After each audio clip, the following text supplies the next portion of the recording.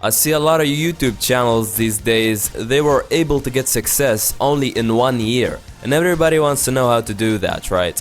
In this book, there's an effective marketing strategy for social media that explains how to do it.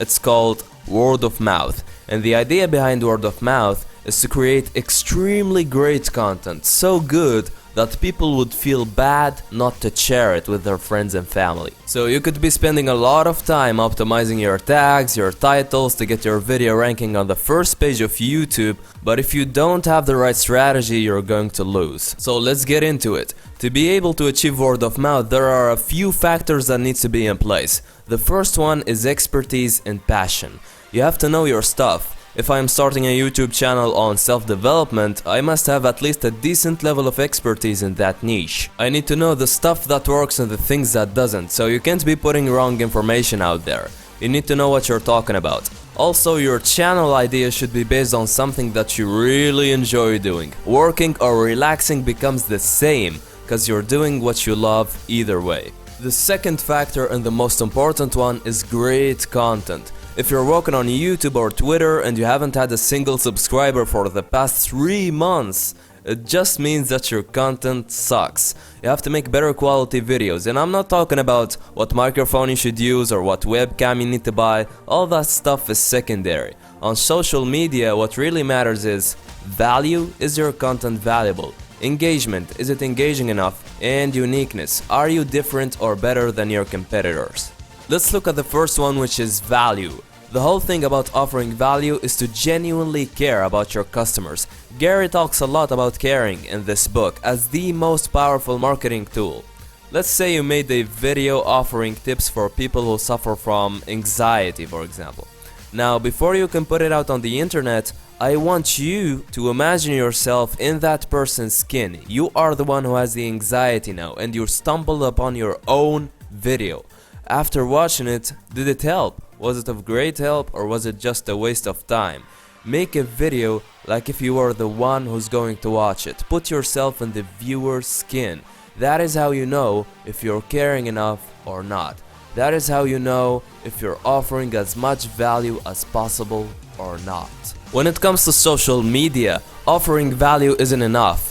That value has to be conveyed in a way that will hold the viewer's attention and not click off your video. The thing about engagement is to try different styles, then find out what works for you, depending on what content you make. But for educational videos, for example, you really have to make sure that your script or commentaries aren't irrelevant to the title of your video. Try to write a meaningful script that is straight to the point, make it short.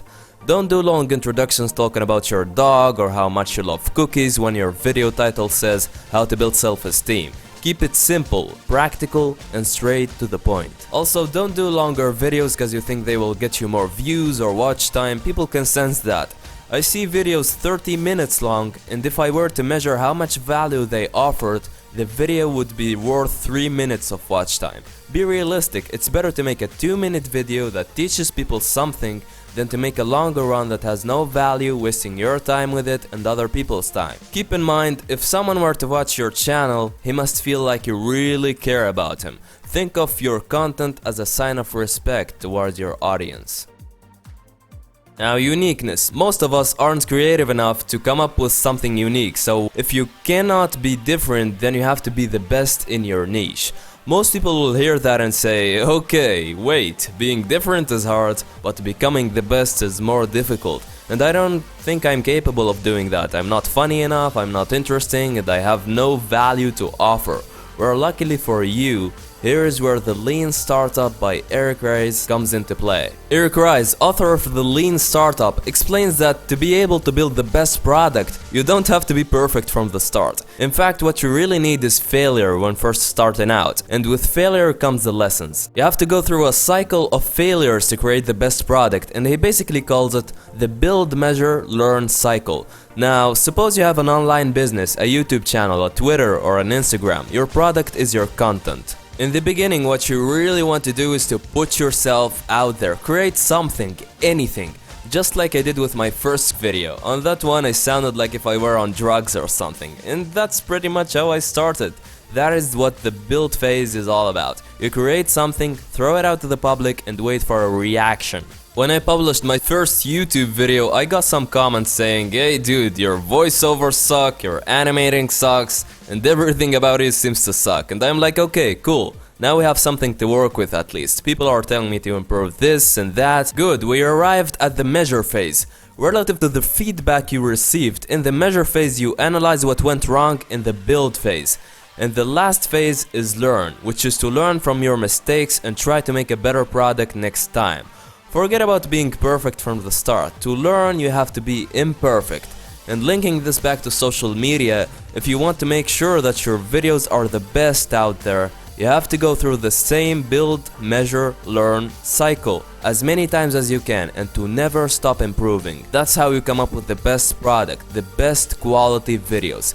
Keep putting content out there and always make everything better than previous. So let's summarize really quick. If you want to be successful on social media, these are the questions that you should be asking yourself when creating your content. 1. Is this actually helpful? Depending on what content you make, but if you're doing educational videos, for example, keep in mind if a person were to watch it, what are the lessons that he would learn from it?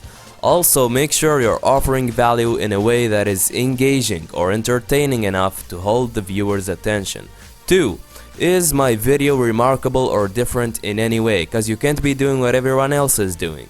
If you aren't creative enough to be different, then you have to be better and preferably the best in your niche. And to achieve that, you have to keep going through the same build, measure, learn cycle. And in the process of doing so, you will discover how to create the best product and dominate your niche. And the third question, and most important of all three, is my content good enough to be shared? Because that's what word of mouth is all about in Gary Vaynerchuk's book.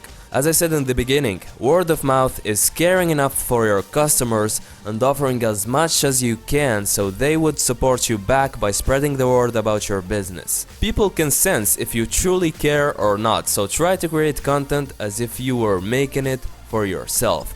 And always remember, word of mouth is about creating extremely great content, so good that people would feel bad not to share. And to be able to achieve that, always make everything better than previous.